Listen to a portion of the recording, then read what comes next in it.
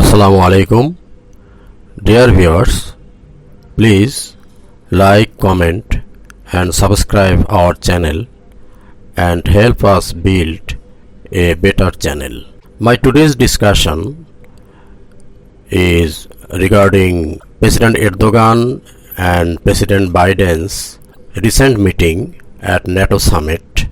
Both the presidents agreed that the meeting was constructive. President Erdogan said, "In our meeting with Mr. Biden, we constructively handled issues that we differ on as well as areas of cooperation.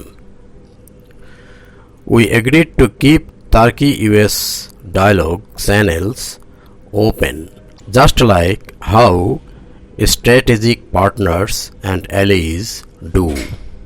President Erdogan also said, "We are going to increase our cooperation with the US. There is no problem between us that can't be solved." President Biden, on the other hand, said the meeting with Erdogan was very positive. He said, "Our two countries have big agendas. Our teams will continue discussions and I am confident we will make real progress between the United States and Turkey." In a press conference, President Erdogan proposed to run Kabul airport following the departure of United States troops on September 11. The US diplomatic, logistical and financial support is important in the case of a sustained Turkish presence in Afghanistan. We also conveyed to President Biden our desire to work alongside Pakistan and Hungary. It is important to say that Turkey is the only NATO country that fought against Daesh terror on the ground. In addition, YPG terrorists just killed 14 innocent civilians in their attacks against the Shifa hospital in Idlib.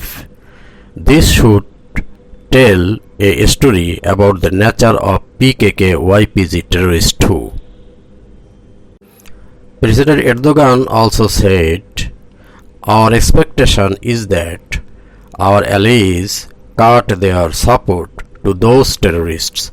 The meeting comes against the backdrop of a fair amount of tension between the two countries. Although NATO allies, Turkey and the US have voiced interest in resetting recent strained ties, disagreements on several points remain, and sources have pointed out that political cooperation is the key to progress. Ankara and Washington disagree on a number of issues that have further strained bilateral ties in recent years, from Turkey's purchase of Russian S-400 missile defense system to the US support to the PKK terrorist group's Syrian branch, the YPG terrorist group, as well as the US refusal to extradite Fethullah Gulen, leader of the Gulenist terrorist